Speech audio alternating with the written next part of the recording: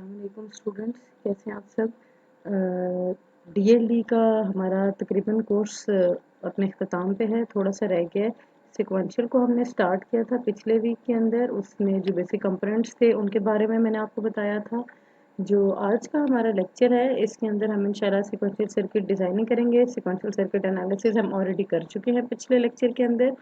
Sequential circuit designing में basically मैं आपको डिज़ाइन करना सिखाऊंगी सिक्वेंशियल सर्किट्स, यानी ऐसे सर्किट्स जो आपकी वैल्यूज़ को स्टोर भी करेंगे। उसकी जो सबसे पहली और बेसिक एग्जांपल है दैट इज़ काउंटर्स। तो आज के लेक्चर में सबसे पहले हम काउंटर्स बनाने सीखेंगे। काउंटर्स सिक्वेंशियल के अंदर किस तरह से आते हैं। काउंटर का काम क्या है? काउंटर का काम है काउंट करना। आप उसके अंदर जो भी वैल्यू, फॉर इंस्टेंस कोई भी वैल्यू है उसके अंदर आप जब नेक्स्ट क्लिक करते हैं तो वो क्या करता है, वो पिछली वैल्यू में 1 प्लस करके दे देते हैं।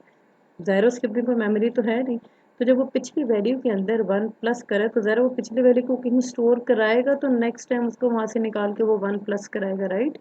तो ज़ाहिर सी बात है जब मेमोरी इन्वॉल्व होगी इसका मतलब है कि वो एक सिक्वेंशियल सर्किट है। तो हम काउंटर्स को डिस्कस करेंगे इंशाल्लाह लेक्चर नंबर 29 के अंदर। साथ हम थोड़ा सा डिस्कस करेंगे फाइनाइट स्टेट मशीन्स को। और फाइनाइट स्टेट मशीन्स के दो टाइप्स हैं, मेले मशीन्स एंड मोर मशीन्स। मेले मशीन्स को इंशाल्लाह हम इस वीक में कवर करेंगे और मोर मशीन्स को हम नेक्स्ट वीक के अंदर कवर करेंगे इंशाल्लाह। तो स्टार्ट करते हैं अपने लेक्चर को। सबसे पहले जो बिल्कुल बेसिक से हमने काउंटर बनाना है वो हमारे लिए एक 3 बिट काउंटर होगा। 3 बिट काउंटर में मतलब वो वाली वैल्यूज आएंगी जो 3 बिट में। तो 3 बिट में मिनिमम वैल्यू क्या है कि तीनों जीरोज हो और मैक्सिमम वैल्यू तीनों वंस हो, यानी 0 से लेके 7 तक। तो आप जो काउंटर बनाएंगे वो 0 से स्टार्ट होगा, 1 का इंक्रीमेंट करते करते 7 तक जाएगा और 7 के बाद वो दोबारा रीसेट होके 0 पे आ जाएगा। कॉम्बिनेशनल सर्किट डिज़ाइनिंग के अंदर जिस तरह से 4 स्टेप्स होते थे, सिक्वेंशियल के अंदर भी उसी तरह आपके पास 4 स्टेप्स हैं, लेकिन यहाँ पे जो सबसे पहला स्टेप है दैट इज़ स्टेट डायग्राम।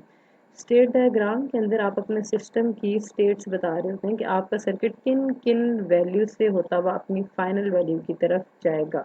तो जिस तरह कॉम्बिनेशनल सर्किट के अंदर सारी की सारी लॉजिक आपकी ट्रुथ टेबल के अंदर होती थी, यहाँ पे सारी की सारी लॉजिक आपके स्टेट डायग्राम के अंदर होती है और उसी को आगे आप इस्तेमाल करते जाते हैं। तो अगर आपको स्टेट डायग्राम बनानी आ गई तो आगे कोई मसले मसाइल नहीं होंगे आपके लिए। तो इसको स्टार्ट करते हैं। सबसे पहले देखिए यहाँ से हम स्टार्ट करेंगे। शुरू में काउंटर की वैल्यू क्या होगी? 0। 0 के बाद क्या आना चाहिए? 1। जहाँ पे आप मौजूद होते हैं मैं आपको दोबारा याद दिलाते चलूँ, जहाँ पे आप मौजूद होते हैं वो आपकी करंट स्टेट होती है और जिधर आप जा रहे होते हैं वो आपकी नेक्स्ट स्टेट होती है। ये एरो ट्रांजिशन को शो कर रहा होता है कि आप करंट स्टेट से नेक्स्ट स्टेट में जा रहे हैं। तो जब शुरू करेंगे सबसे पहले तो हमारी करंट स्टेट होगी 0 0 0, यानी 0 0 के हिसाब से हमारी नेक्स्ट स्टेट क्या होनी चाहिए? 1। फिर जब हम 1 पे आएंगे तो ये हमारी करंट स्टेट है और इसके हिसाब से हमारी नेक्स्ट स्टेट होगी 2।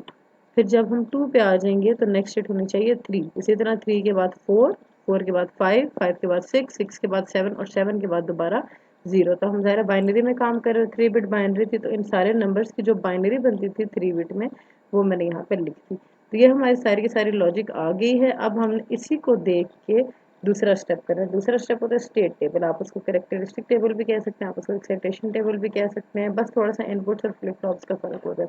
जब इनपुट भी साथ आपकी इन्वॉल्व हो जाएगी, आपकी जब आप सिर्फ स्टेट्स की बात करते हैं कि करंट स्टेट ये है, नेक्स्ट स्टेट ये है, तो आप उसको स्टेट टेबल कह सकते हैं। और जब आप उसके साथ इनपुट्स और आउटपुट्स भी बात करते हैं और आप बताते हैं जब ये इनपुट आएगी और ये आउटपुट जाएगी, तो वो कैरेक्टरिस्टिक टेबल या एक्साइटेशन टेबल की फॉर्म में आ जाता है। बहरहाल आप अगर इसको सिर्फ स्टेट टेबल भी कहते हैं तो I have no issues with that, आपको बनाना आना चाहिए। तो अब इसका स्टेट टेबल बनाते हैं। स्टेट डायग्राम के अंदर जितनी भी चीज़ें होती हैं वो सारी की सारी आपके स्टेट टेबल का पार्ट होती हैं।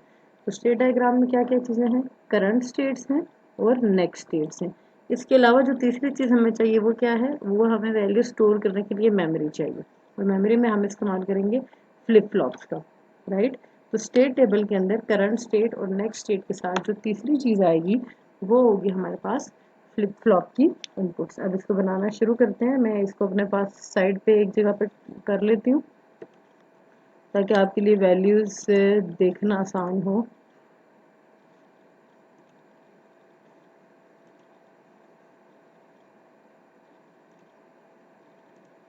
ओके, इसको मैं उठा लेती हूँ यहाँ से और यहाँ पे मैं पेस्ट कर देती हूँ। ओके, अब स्टेट टेबल बनाना शुरू करती हूँ। ओके, ये इसका स्टेट टेबल है हमारे पास।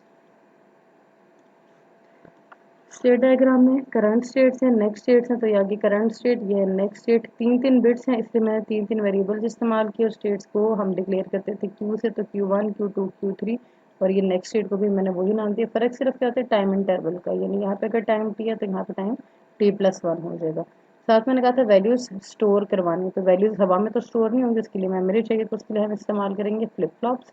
और ज़ाहिर है जो भी वैल्यू हमने स्टोर कराने वो हम फ्लिप फ्लॉप के आउटपुट पे तो नहीं दे सकते, वो हमने फ्लिप फ्लॉप की इनपुट के ऊपर देनी है, तो तीसरी वैल्यू आ जाएगी फ्लिप फ्लॉप के इनपुट्स। और जाहिर सी बात है एक फ्लिप फ्लॉप एक वक्त में एक बिट को स्टोर करता है, तो आपने एक वक्त में कितने बिट स्टोर कराने हैं, तीन, तो आपको तीन फ्लिप फ्लॉप्स चाहिए होंगे, तो D1 D2 और D3 बनाना शुरू करते हैं। यहाँ से शुरू करेंगे।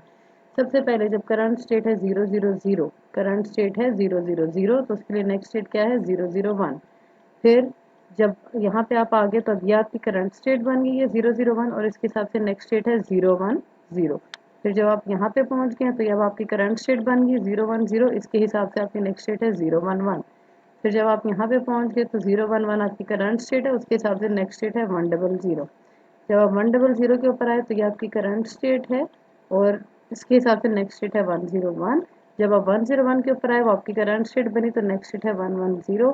जब आप 1 1 0 के ऊपर आए तो आपकी नेक्स्ट स्टेट है 1 1 1, और जब आप 1 1 1 के ऊपर आए तो आपकी नेक्स्ट स्टेट है वापस 0 0 0। अच्छा, अब देखना ये कि हमने फ्लिप फ्लॉप की इनपुट्स के ऊपर क्या वैल्यूज देनी। हम इस्तेमाल करें D flip flop. D flip flop इंतहाई आसान है, वो ट्रांसपेरेंट है, जो आप उसकी इनपुट के ऊपर देते हैं वही आपको उसके आउटपुट के ऊपर मिलता है। टी और जे की तरह कोई कॉम्प्लेक्स ऑपरेशन वो उसके ऊपर परफॉर्म नहीं कर होता, राइट। आपको फ्लिप फ्लॉप के आउटपुट के ऊपर क्या चाहिए, देखिए ये आपकी करंट स्टेट, यानी कि आपके इनपुट्स हैं। नेक्स्ट स्टेट क्या है, वो आपकी एक्सपेक्टेड आउटपुट है, जो आप चाह रहे हैं कि जब ये इनपुट हो तो थोड़ी देर बाद मुझे ये नेक्स्ट स्टेट मिले, राइट। तो बेसिकली जो नेक्स्ट स्टेट है आपकी वो आपकी एक्सपेक्टेड आउटकम है, जो आप चाह रहे हैं कि आपको फ्लिप फ्लॉप के आउटपुट के ऊपर मिले। तो जब आप डी फ्लिप फ्लॉप इस्तेमाल करें तो उसमें आसानी जो आप इनपुट के ऊपर देते हैं वही आपको आउटपुट के ऊपर मिल जाता है। तो जब ये वाली वैल्यूज़ आपको आउटपुट के ऊपर चाहिए तो आप इन्हीं को एज इट इज़ उठा के फ्लिप फ्लॉप के इनपुट्स को दे दें। डी फ्लिप फ्लॉप है, एज इट इज़ वही आउटपुट दे देगा। तो आसान तरीका क्या है कि आप जब फ्लिप फ्लॉप इस्तेमाल करें और डी फ्लिप फ्लॉप इस्तेमाल करें तो जो नेक्स्ट स्टेट के कॉलम में आपके पास वैल्यूज हैं वही एज इट इज़ यहाँ पे कॉपी करनी है, राइट। ओके, ये तो था हमारे पास स्टेट टेबल। स्टेट टेबल के बाद अब हमने इक्वेशंस बनानी है। करंट स्टेट्स तो हमारे इनपुट्स हैं। काम सारा का सारा कौन डिटरमिन कर रहा है, फ्लिप फ्लॉप की इनपुट्स। यानी यहाँ पे हम जो वैल्यू देंगे ऑटोमेटिकली वो हमें इसके आउटपुट के ऊपर मिल जाएगी। तो हमने इक्वेशंस किसके लिए बनाने होंगे, फ्लिप फ्लॉप की इनपुट्स के लिए। कि हम फ्लिप फ्लॉप के इनपुट्स के ऊपर ये चीज़ देना चाह रहे हैं तो हमें सारे इक्वेशंस भी इन्हीं के लिए बनानी पड़ेंगी। अब किसको देख के बनानी है, नेक्स्ट स्टेट को देख के तो नहीं बना सकते क्योंकि ये तो हमारी एक्सपेक्टेड आउटकम है। तो इनपुट वेरिएबल्स फिर पीछे कौन से बच जाते हैं, करंट स्टेट्स। तो जब भी आपने इक्वेशन बनानी है तो आप फ्लिप फ्लॉप की इनपुट्स के लिए इक्वेशन बनाएंगे और उसके लिए वेरिएबल्स के मैप के अंदर कौन से इस्तेमाल होंगे, करंट स्टेट वाले। तो आपने करंट स्टेट को देख के फ्लिप फ्लॉप के इनपुट्स के लिए इक्वेशंस बनानी होंगी। तो ये फ्लिप फ्लॉप के इनपुट्स हैं। अब इसको मैं यहाँ से कॉपी कर लेती हूँ ताकि हमें इक्वेशंस बनाने में आसानी हो।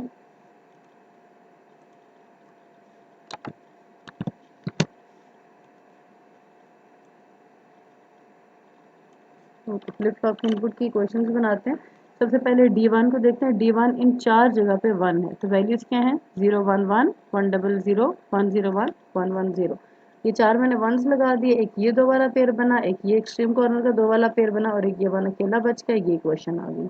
फिर D2 के लिए 0 0 1 0 1 0 1 0 1 और 1 1 0, ये चार वंस आ गए। एक ये दो वाला पेयर बना, एक ये दो वाला पेयर बना, इसकी ये इक्वेशन बनती है। अगर आप इस पर थोड़ा सा गौर करें तो ये एग्जॉर हो रहा है, तो आप Q2 और Q3 का एग्जॉर भी कह सकते हैं इसको। एक गेट लगाना पड़ेगा एग्जॉर यहाँ पे, तो दो नॉट हैं, दो एंड हैं, एक और लंबा काम हो जाएगा। फिर D3 0 0 0 0 1 0 1 0 0 और 1 1 0, इन चार जगह पे 1 है, तो ये एक्सट्रीम कॉर्नर का चार वाला एक पेयर बना और ये आ गया हमारे पास। अब ये क्वेश्चंस हमारे सामने हैं, इन इक्वेशंस को देख के हम बनाएंगे सर्किट डायग्राम।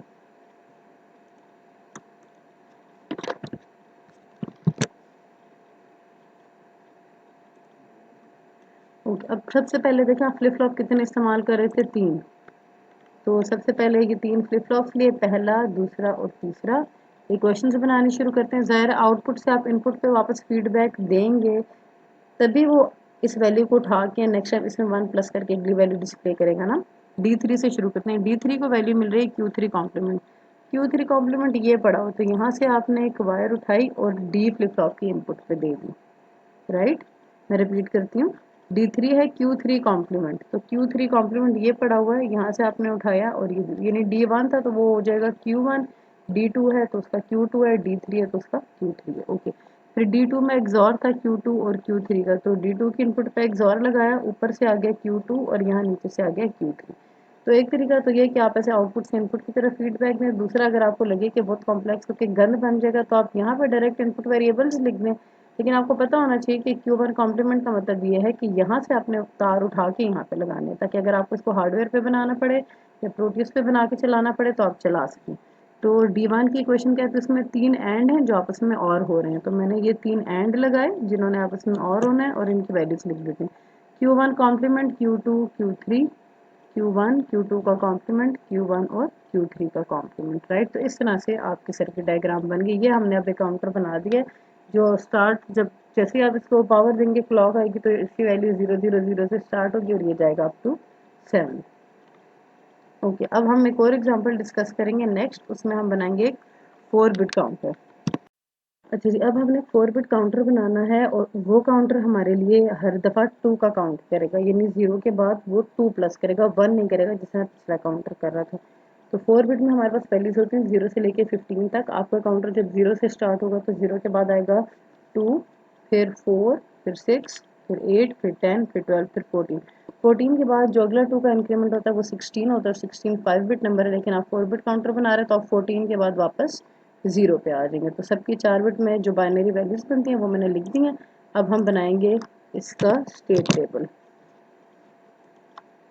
तो इसको मैं यहाँ पे कॉपी कर लेती हूँ ताकि टेबल बनाने में आसानी। वही सारी चीज़ें जो पिछले एग्जाम्पल में हमने देखी थी, करंट स्टेट्स, नेक्स्ट स्टेट्स और फ्लिप फ्लॉप की इनपुट, सब 4 बिट्स हैं तो 4 स्टेट्स आ गई, Q1 Q2 Q3 Q4। Same यहाँ पे 4 बिट्स हैं, एक वक्त में जो हमने स्टोर कराने तो 4 फ्लिप फ्लॉप्स की ज़रूरत पड़ेगी। शुरू करते हैं।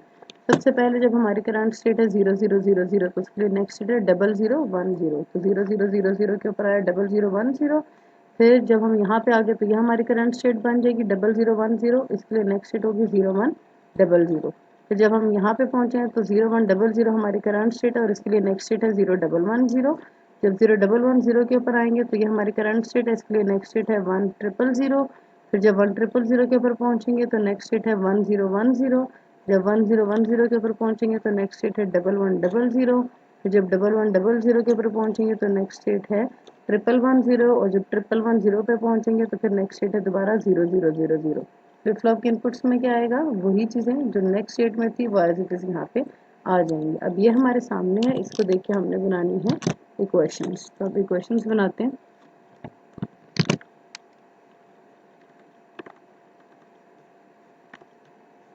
ओके, बनाना शुरू करते हैं। सबसे पहले बनाते हैं D1 के लिए। D1 मेरे पास 1 2 3 4 जगहों पे 1 है। करंट स्टेट्स को देखेंगे, 4 इनपुट्स हैं तो 4 वेरिएबल के मैप बनेगा। सबसे पहले 0110, 0110, फिर इसी तरह 1000, फिर नेक्स्ट है हमारे पास 1010, और उसके बाद फिर नेक्स्ट है हमारे पास 1100। तो ये दो वाला पेयर बना, एक ये दो एक्सट्रीम कॉर्नर का पेयर बना और ये अकेला रह गया, ये इसकी क्वेश्चन आ गई। फिर D2 के लिए 0010, 0100, जो नेक्स्ट दो वैल्यूज हैं वो है 1010, 1100। तो ये दो वाला पेयर और एक ये दो का एक्सट्रीम कॉर्नर वाला पेयर। फिर Q3 पे आ जाते हैं, 0000, 0100, 1000, 1100। ये चार, ये दो गलती से लग गए थे, ये जीरो हैं, ठीक है। तो ये 4 का पेयर बना, ये इसकी क्वेश्चन आ गई। और D4 थ्रू आउट 0 है, तो हम डायरेक्ट लिख देते हैं D4 इज इक्वल टू 0। इसको इग्नोर नहीं करना, आपको पता है इस तरफ 0 की वर्थ होती है। ये वाला 0 अगर पूरा का पूरा D1 पे आया था तो हम उसको छोड़ देते, कोई मसला नहीं था। लेकिन इस साइड के जीरोस को हम इग्नोर नहीं कर सकते, तो आप लिखेंगे D4 इज इक्वल टू 0। तो क्वेश्चन आपके सामने हैं। अब हमने बनानी है इसकी सर्किट डायग्राम। 4 मेरे पास फ्लिप फ्लॉप्स थे, तो सबसे पहले मैंने ये 1 2 3 4 फ्लिप फ्लॉप्स बना। देखिए D4 की वैल्यू 0 थी तो उसको मैंने ग्राउंड के साथ कनेक्ट करते और साथ लिख भी दिया कि वो 0 है। D3 में क्या था, D3 में एंड हो रहा था Q3 कॉम्प्लीमेंट और Q4 कॉम्प्लीमेंट का, तो मैंने एंड किया और वेरिएबल्स यहीं पे लिख दिए। फिर इसी तरह D2 में मेरे पास था Q2 Q3 complement Q4 complement plus Q2 complement Q3 Q4, यानी दो एंड थे, 3 इनपुट वाले जो आपस में और हो रहे थे। तो 2 एंड आ गए जो आपस में और हो रहे हैं, और पहले केस में भी 3 एंड थे जो आपस में और वेरिएबल थे, मैंने सारे यहाँ पे लिख दिए। तो आप बेशक किस तरह करें, बेशक यहाँ से यहाँ कनेक्शंस बनाएं, कोई मसला नहीं पेपर में, लेकिन हार्डवेयर के ऊपर जब बनाएंगे तो आपको पता होना चाहिए कि Q1 कॉम्प्लीमेंट का मतलब है कि यहाँ से आपने तार उठा के वहाँ पे लगाना है, वरना आपका सर्किट काम नहीं करेगा। ठीक है, ओके। अब ये तो थे हमारे पास काउंटर्स। अब थोड़ा सा जिक्र कर लेते हैं फाइनाइट स्टेट मशीन का। फाइनाइट स्टेट मशीन का ये जो भी आपने काउंटर देखा, ये भी एक स्टेट मशीन और एक finite state machine. Finite state machine का ये मतलब है कि आपने फाइनाइट नंबर ऑफ स्टेट्स का इस्तेमाल करते हुए अपने सिस्टम की सिचुएशन बताई कि आपका सिस्टम किस तरह से काम कर रहा है और किस तरह वो इनिशियल स्टेज से फाइनल स्टेज की तरफ जा रहा है। तो काउंटर भी देखा जाए तो एक फाइनाइट स्टेट मशीन है। जैसे हमने 3 बिट काउंटर देखा तो उसमें आपका सिस्टम 8 स्टेट से होता हुआ जाता है, 0 1 2 3 4 5 6 7 एंड देन अगेन 0। तो 8 इज़ अ फाइनाइट नंबर। तो जब आप फाइनाइट नंबर ऑफ स्टेट्स का इस्तेमाल करते हुए किसी सिस्टम को रिप्रेजेंट करते हैं, डिज़ाइन करते हैं कि वो कैसे काम करेगा, तो आप कहते हैं कि आपने एक फाइनाइट स्टेट मशीन डिज़ाइन कर ली है। उसकी कुछ एग्जांपल्स भी। अच्छा, ये एक चीज़ जो बहुत इंपॉर्टेंट है वो ये है कि एक वक्त में अगर आपका सिस्टम एक हालत में होगा, फिर वो से नेक्स्ट में जाएगा, फिर वो से नेक्स्ट में जाएगा, राइट। इनपुट्स का भी एक पर्टिकुलर सीक्वेंस है जो आप यूजर से ले रहे होते हैं। उसकी कुछ एग्जांपल्स हैं रियल लाइफ, उनको अगर मैं थोड़ा सा आपके साथ डिस्कस करूँ। जैसे आप मेट्रो के ऊपर जाते हैं तो अब क्या है कि उसमें 2 स्टेट्स हैं। जैसे आपने अपना टोकन, जब तक आप टोकन उसमें इंसर्ट नहीं करेंगे वो लॉक स्टेट में है। जैसे आप टोकन इंसर्ट करते हैं वो अनलॉक हो जाता है। तो वो भी एक फाइनाइट स्टेट मशीन की कैटेगरी है जिसकी सिर्फ 2 स्टेट्स हैं। इसी तरह से आप ट्रैफिक लाइट्स की बात करते हैं तो वो भी एक फाइनाइट स्टेट मशीन है जिसमें 3 स्टेट्स हैं, रेड, येलो एंड ग्रीन। यानी एक स्पेसिफिक टाइम के लिए रेड ऑन होगा, फिर येलो ऑन होगा, फिर ग्रीन होगा, फिर येलो होगा, फिर रेड होगा, राइट। और इसी तरह जो सेफ होता है आपके पास, सेफ में क्या होता है आपके पास लॉक्ड स्टेट एक होती है, फिक्स अनलॉक करने के लिए उसको फॉर इंस्टेंस एक पर्टिकुलर पासवर्ड एक पैटर्न है, वही जब आप पैटर्न डालेंगे तो वो आपके पास अनलॉक होगा, अदरवाइज वो आपके पास लॉक रहेगा। तो ये कुछ एग्जांपल थी फाइनाइट स्टेट मशीन्स की। अगर मैं जनरल उसकी कैटेगरीज की बात करूँ तो 2 हैं, मेल स्टेट मशीन और मोर स्टेट मशीन। इनको थोड़ा सा अगर हम काउंटर से डिफ्रेंशिएट करें तो इस तरह से कि काउंटर में आप यूज़र से इनपुट नहीं ले रहे थे, बस आपने उसको स्टार्ट किया, उसने चलना शुरू कर दिया, और उसकी कोई अलग से उसने आउटपुट भी नहीं थी, बस जो उसके अंदर वैल्यू थी वो उसी में, जब भी आप बटन दबाते थे वो उसी वैल्यू में जो उसके पास थी 1 प्लस करके आपको अगली वैल्यू शो कर देता था। तो अब हमने देखना ये है कि अगर हम यूज़र से इनपुट भी ले रहे हैं और कोई पर्टिकुलर आउटपुट भी जनरेट हो रही है, जैसे मैंने आपको लॉक वाला केस बताया, राइट। तो उस केस में फिर हमारे पास 2 कैटेगरीज है, एक है मेली मशीन और एक है मोर मशीन। तो दोनों के बीच में फ़र्क क्या है, थोड़ा सा फ़र्क है। आपकी जो मेले स्टेट मशीन है उसमें जो आउटपुट है आपकी वो डिपेंड कर रही होती है करंट स्टेट के ऊपर भी और इनपुट के ऊपर भी।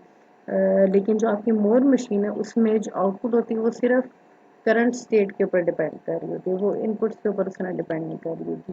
दूसरा जो एक और बड़ा इम्पोर्टेंट दोनों के बीच में है जो भी मैंने बात की यहाँ पे, वो आप ये बहरहाल आप इसको थ्योरी को भी थोड़ा सा देख लीजिएगा, उसमें कोई प्रॉब्लम्स नहीं है, सीधी सीधी बातें लिखी हुई जो मैंने जनरल आपके साथ डिस्कस की हैं वही वहाँ पे भी लिखी हुई है। ये अब आपके पास रिप्रेजेंटेशन है, रिप्रेजेंटेशन कैसे होगी। ये करंट स्टेट है, ये नेक्स्ट स्टेट है, ये जो ट्रांजिशन होती है इसके ऊपर आप बता रहे होते हैं कि आप करंट स्टेट में थे, यूज़र ने इनपुट के ऊपर ऐसा क्या दिया कि आप नेक्स्ट स्टेट में चले गए जिधर आपको ये आउटपुट मिल रही है। लेकिन जो आपके पास मोर मशीन है उसमें जो आपकी आउटपुट है वो सिर्फ स्टेट्स पे डिपेंड कर रही होती है, जिस स्टेट में आप मौजूद हैं वो इनपुट्स को नहीं देती। उसमें ये होता है कि आप करंट स्टेट में थे, ये आउटपुट मिली, यूज़र ने इनपुट के ऊपर ऐसा क्या दिया कि आप नेक्स्ट स्टेट में चले गए जहाँ पे आपको ये आउटपुट मिल रही है। तब जो आउटपुट है वन स्टेट्स के ऊपर डिपेंड करे, वन इनपुट्स के ऊपर डिपेंड नहीं कर रही। इनपुट सिर्फ आपको एक स्टेट से दूसरे स्टेट के अंदर लेके जा रही है, राइट। तो अब हमने इंशाल्लाह नेक्स्ट लेक्चर के अंदर डिस्कस करना है मेल स्टेट मशीन्स को।